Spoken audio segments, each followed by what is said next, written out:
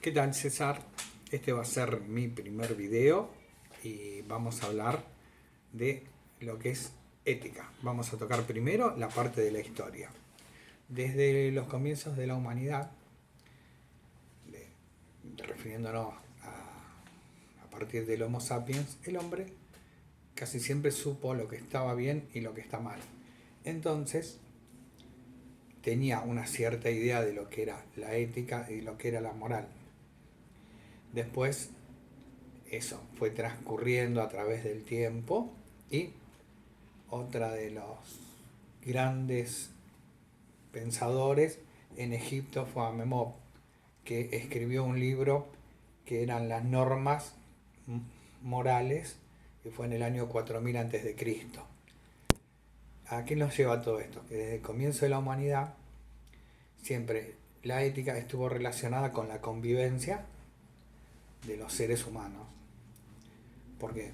Porque ante el individualismo no hubiese sido necesaria la ética, sino era una forma de normalizar la convivencia. En la prehistoria sabían lo que estaba bien, lo que estaba mal, cuál era el deber, y en algunos casos se castigaba en no cumplir con ese deber o infringir cierto tipo de ley.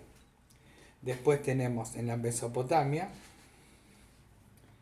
el código de Hammurabi, que también que fue más o menos un código que llevó a una cierta ley y era para regular un poco la medicina en aquella época y los derechos morales. Después tuvimos en Grecia Homero y la Ilíada, como vos nos hiciste ver en ese video, donde en el enfrentamiento pasean alrededor de la muralla el cadáver vencido de un héroe, y en esa época estaba bien el hecho, estaba socialmente aceptable el tener un combate y que uno de los dos muera, pero lo que no era aceptable y lo que era repudiable ante un hecho que no era muy ético era pasar alrededor de todas las murallas el cadáver del derrotado. Entonces volvemos a lo mismo, una norma de convivencia. Después estuvimos en la parte de Grecia y los filósofos griegos comienzan a plantear qué es lo bueno y qué es lo malo desde una parte filosófica. Y el planteamiento de lo que está bien, lo que está mal.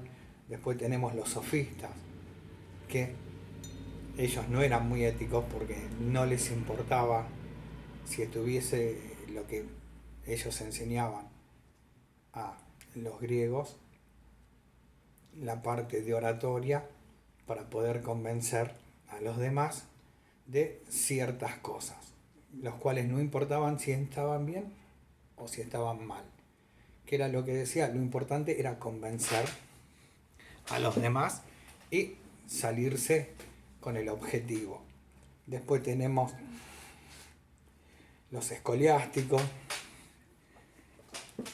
que practicaban el ser y la razón. Después tenemos los sofistas, Sócrates, Aristóteles, que alcanzaron la ética como algo muy importante, y básicamente los griegos como pensadores decían que la ética no se podía enseñar como si fuese una materia. La ética tenía que ser vivida, tenía que ser mediante un aprendizaje vivencial, y a su vez era muy particular de acuerdo a cada alumno. O sea, vos podés enseñar todo lo que quieras sobre ética, sobre conducta, sobre moral, pero es muy particular el tema de la convivencia. Y después Platón lleva la ética y a su máximo esplendor, y comienza a relacionar lo que son los valores absolutos, lo que es lindo, lo que es feo y un montón de cosas así.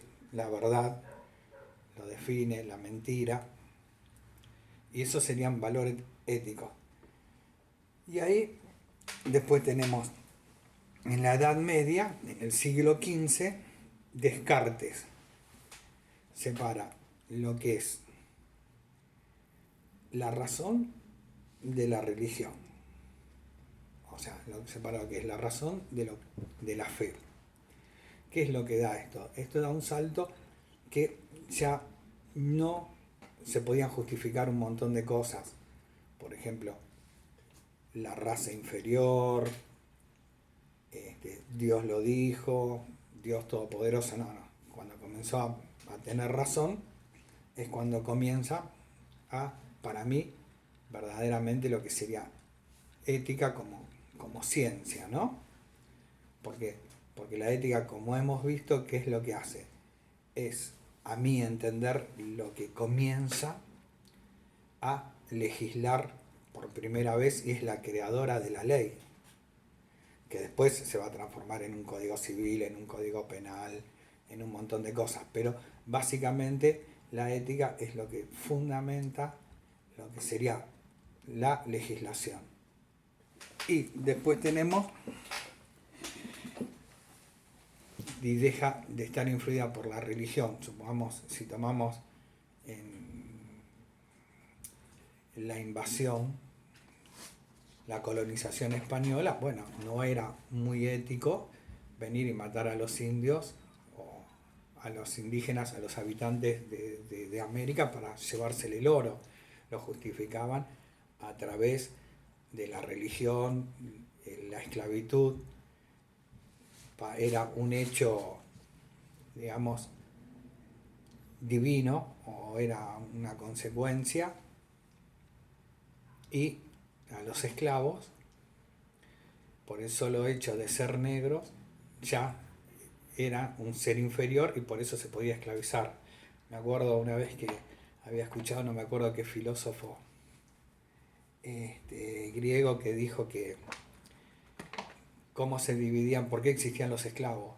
Los esclavos existían porque tenían el cuerpo tan fuerte y en una contextura muy, muy desarrollada, por eso es que eran buenos para ser esclavos. Que un filósofo nunca podía haber sido esclavo porque casi todos tenían una contextura muy pequeña, claro. Si todos los días estabas ejercitándote, picando piedra o trasladando un montón de cosas, al cabo de un determinado tiempo ibas a tener un cuerpo muy, muy desarrollado. El filósofo, como estaba todo el día pensando y no hacía actividad física, no se desarrollaba. Y con eso justificaban lo que era la esclavitud. Bueno, después tenemos un gran pensador que fue Kant. Kant, ¿qué fue lo que dijo? Que vos tenés que obrar de cierta manera, que la forma de que vos obras se tendría que transformar en algo que se tendría que replicar a nivel mundial o para toda la humanidad. No me acuerdo cuáles fueron las palabras, pero más o menos un poquitito fueron ellas. Y Kant lo que decía que hay 3 tipos de ética. Vos podés tener la primer ética, que a lo mejor es movilizada a que tenés un enemigo y lo salvás para que él te rinda pleitesía o para que te quede en deuda. Tenés la ética que es la que salvás, o el ejemplo de alguien que se está ahogando, por eso puse lo que salvás a la persona que se está ahogando porque es tu amigo, entonces te va a deber gratitud y porque tenés un cierto afecto, o si fuese un familiar. Pero la verdadera ética es la que vos salvás a la persona que se está ahogando sin conocerla y sin ningún tipo de vínculo. ¿Por qué? Porque es tu deber y sabés que lo tenés que hacer, porque si vos no lo ayudás, él muere. Entonces eso es verdaderamente ético. Y después Kant escribió lo que serían varias máximas, que eran lo máximo en la ética. Ahí es cuando comienza a surgir la ética. ¿Qué sería la ética? Es la experiencia de la mesura en el convivir, como vimos en la parte de cuando Aquiles pasea el cadáver. Está bien, ya se pasó de mesura, y con el tema de pasear el cadáver no era necesario exponerlo de tal forma. Y ahí es donde surge ciertos planteamientos. Surge el planteamiento de la esclavitud que es una fatalidad, es un designio de Dios. Bueno, entonces comienzan a ser los pensadores lo que es la justicia y lo que es la injusticia. Bueno, la esclavitud es una injusticia, sí, no es ninguna fatalidad. No es porque naciste negro tenés que ser esclavo. Lo que sí es una fatalidad es un terremoto. Entonces ahí se empezó a delinear lo que era de carácter social y lo que era carácter climático. Porque un terremoto no lo podemos nosotros, es una fatalidad, no podemos tener injerencia, pero sobre la esclavitud sí. Entonces, ¿qué es lo que también es bastante problemático? La diferenciación entre ética y moral. Los dos vienen sobre una misma etimología, que prácticamente significarían lo mismo, pero hay muchos autores los cuales no se ponen de acuerdo entre lo que es ética y moral. Vendrían a ser los dos la misma cosa, etimológicamente, pero la ética está basada en la parte filosófica y la moral en la parte cultural. ¿Cómo lo podríamos aclarar? La moral está basada en la historia de la humanidad. Supongamos que sería moralmente válido, bueno, que Aquiles hubiese matado en un duelo a otra persona. Si bien el matar está mal, era moralmente aceptable. Lo que no era ético, no era filosófico, no se debería hacer porque no le sumaba más a lo que había sucedido. Entonces, la ética es un sistema de valores, o sea, ética se basa mucho en la filosofía, que es cómo, filosóficamente, cómo, si está bien o está mal, lo que hacen ciertas culturas, y la moral es básicamente es lo que hacen esas culturas, si está bien o está mal. Bueno, esperemos que te haya quedado claro. Por ser el primer video, es la primera vez que lo practico y no me podía pasar más de... eran 10 minutos.